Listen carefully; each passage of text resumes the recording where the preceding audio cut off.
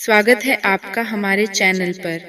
आज मैं आपको एक राजकुमार और राजकुमारी की कहानी सुना रही हूँ और उम्मीद करती हूँ कि यह कहानी आपको बहुत पसंद आएगी। चैनल को सब्सक्राइब कर लेना और घंटी के निशान को दबा देना।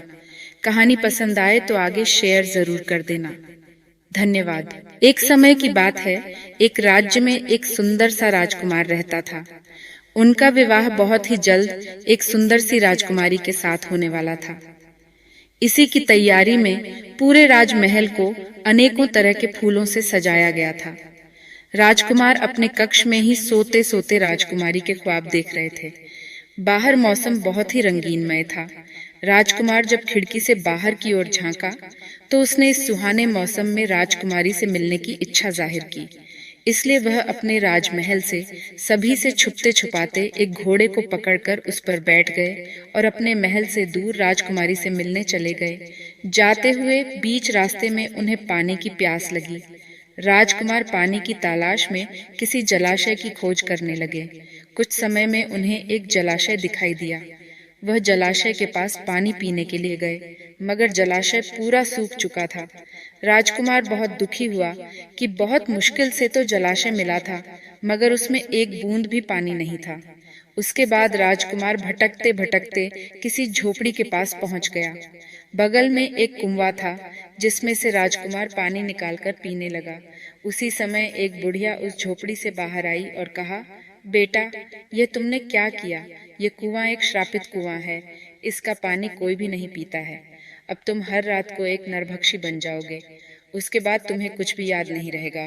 तुम्हारे सामने कोई भी होगा, तुम खाने के लिए उस पर हमला कर दोगे। इस पर राजकुमार ने कहा, हे माता, इसका कोई उपाय है क्या? आप ही इसका कुछ तोड़ बता सकती हैं। बुढ़िया ने कहा, बेटा, इसका सिर्फ एक ही उपाय है। यहाँ से 5 कोस दूर एक पहाड़ है, जिसमें एक संजीवनी बूटी नाम का पौधा है, जिसके रस को पीने से इस श्राप से मुक्ति मिल सकती है। लेकिन तुम्हें रात के समय किसी अच्छी से जगह में छुपना पड़ेगा, अन्यथा तुम किसी को भी हानि पहुंचा सकते हो। राजकुमार ने कहा, ठीक है माता जी। यह कहकर राजकुमार वहां से निकल गया। अब राजकुमार थोड़ा चिंतित हो गए कि पहले राजकुमारी से मिलने जाएं कि पहले अपने श्राप से मुक्ति पाएं। उसे कुछ समझ में नहीं आ रहा था।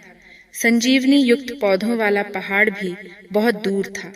कुछ समय में अंधेरा होने ही वाला था और वे नहीं चाहते थे कि कोई अपने हाथों से मारा जाए।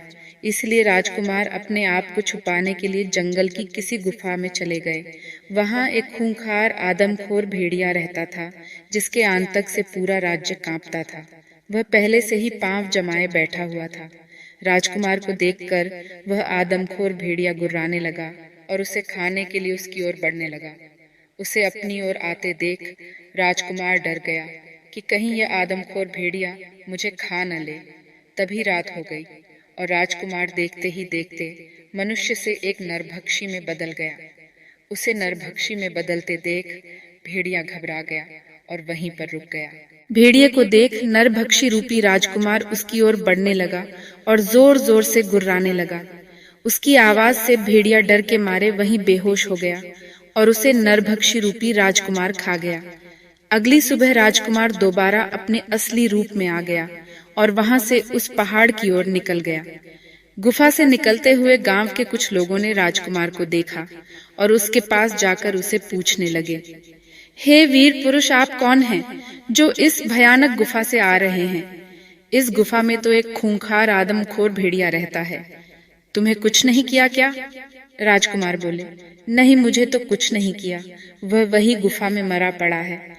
यह बात सुनकर गांव वाले आश्चर्य में पड़ गए और उसे देखने के लिए उस गुफा में गए और जब पास जाकर देखा कि सच में वह खूंखार आदमखोर भेड़िया वहीं मरा पड़ा है। यह बात पूरे राज्य में फैल गई कि एक आदमखोर जानवर को एक मामूली से लड़के ने मार दिया है, जिसे आज तक कोई न मार सका था। उस राज्य के राजकुमार उसे शीघ्र ही अपने राजभवन में बुलाते हैं और उसे धन्यवाद कहकर कहते हैं, हे वीर पुरुष, आज तुमने मेरे राज्य को उस आदमखोर भेड़िए से मुक्ति दिलाई है। तुम्हारा पराक्रम सराहनीय है। तुम जो चाहो वो मुझसे मांग सकते हो। राजकुमार ने कहा, हे राजन, यह तो मेरा कर्तव्य था, मुझे कुछ नहीं चाहिए। राजा फिर भी अपनी खुशी से राजकुमार को एक जादुई कालीन भेंट में देकर कहता है, हे वीर पुरुष, यह छोटा सा भेंट हमारी तरफ से। तुम जहाँ भी जाओगे, इससे तुम्हें जाने में आसानी होगी। यह जादुई कालीन तुम्हें तुम्हारी मंजिल तक कुछ ही समय में पहुंचा देगी। भेंट स्वीकार कर राजकुमार उस कालीन पर बैठकर शीघ्र ही रात होने से पहले उस पहाड़ की ओर चला गया और कुछ ही समय में उस पहाड़ के पास पहुंच गया और उस संजीवनी पौधे को ढूंढने लगा। रात होने ही वाली थी, तभी एक चमकता हुआ पौधा दिखाई दिया। वह समझ गया कि यही संजीवनी पौधा होगा। वह शीघ्र ही उस पौधे से रस निकालकर पीने लगा। साथ ही साथ अंधेरा भी हो गया, पर वह राजकुमार बिल्कुल ठीक हो चुका था। और उसी समय कालीन पर बैठकर राजकुमार अपनी राजकुमारी से मिलने के लिए चला गया। उसे देखकर राजकुमारी खुश हो गई और अगले दिन ही उन दोनों का विवाह हो गया।